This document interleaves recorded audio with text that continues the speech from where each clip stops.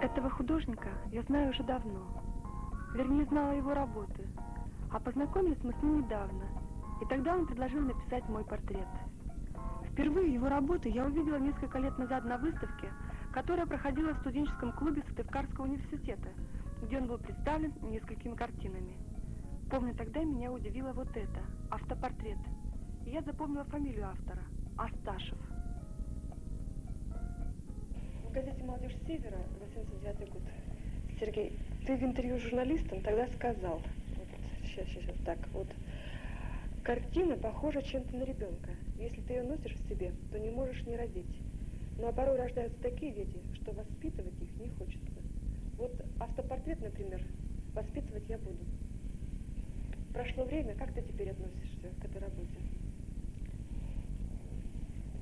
Времени, конечно, прошло немало, поэтому отношение к ней, естественно, изменилось. Просто в то время я работал немножко по-другому. Если я раньше, например, смотрел только на такие вещи, как сама идея картины, и меня как-то мало волновал вопрос живописи, то сейчас это все целиком, потому что все это все едино. И живопись, сама живопись, я имею в виду техника, и форма, и подача, и идея, все вместе составляет картину, в общем-то. И поэтому к этой работе я уже отношусь не очень хорошо, потому что у меня как раз вот эти задачи живописного плана не решены.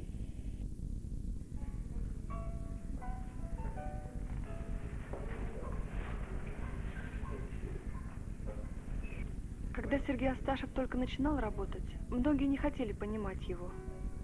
10 лет прошло, чтобы это непонимание сменилось интересом. Я читаю отзывы с персональной выставки работ художника. За творчеством Сергея Асташева следим давно. Еще и еще раз убеждаемся, что это ищущий и неординарный человек. Или вот еще один отзыв. Интересно по форме, необычно. Но какое-то постоянное ожидание, даже не от отдельной работы, а вообще от художника, чего-то большего. А кисть у вас сильная, умелая. Вы сможете достичь многого. Только, пожалуйста, работайте.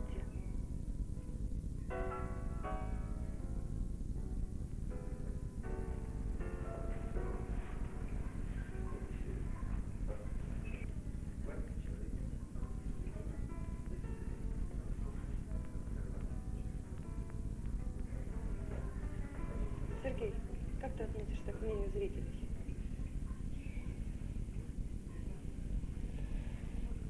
Мнение зрителей — это вещь, конечно, не последняя в нашем деле, поскольку работаем-то мы в конечном итоге на зрителей. Конечно, к мнению зрителей всегда прислушиваюсь, да, любого зрителя. Но все-таки очень важно иметь своего зрителя. Иногда художники говорят, что я работаю для себя. Вообще это понятие довольно, скромно говоря, неправильно. То есть как можно работать для себя?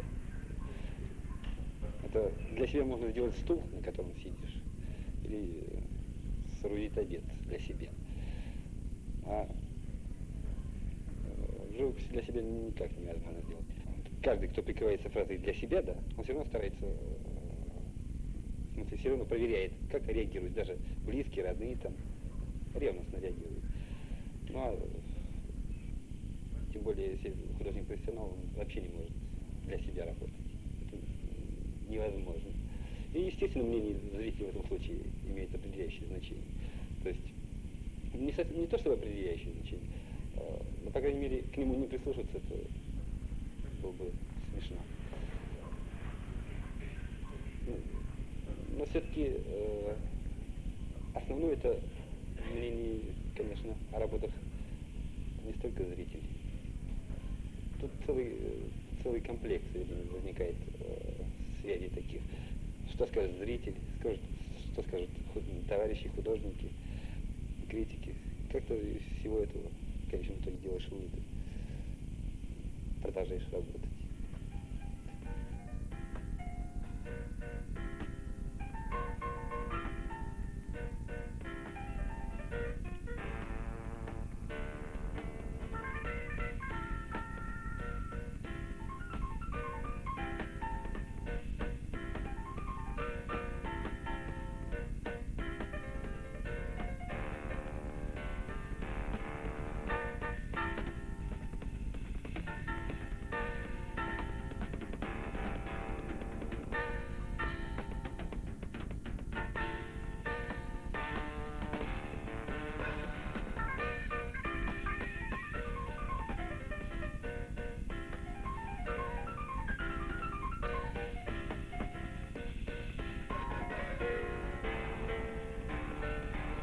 самой первой выставки, на мой взгляд, художник изменился. Но в его работах осталось главное – напряжение. И в последних тематических работах он также узнаваем, как и в первых. Вообще в искусстве есть, пожалуй, одна самая важная вещь. Это, пожалуй, определяющая в искусстве. Профессионализм, все это понятно. Но самое важное – это не потерять себя. То есть сохранить свой основной стержень. Потому что сломаться, в принципе, проблем нет. И второе, пожалуй, немаловажное, чтобы то, что ты делаешь, чем занимаешься, проходило вот таких два взаимных этапа. Все шло через личное к общему и от общественного, от общего к личному. То есть, когда общественное дело или мнение, или идея становится моей, и я ее переживаю и выдаю на работе какой-то. Если она становится через меня, то есть она стала моей и стала потом общественной, то это работа уже, сказать, ценная.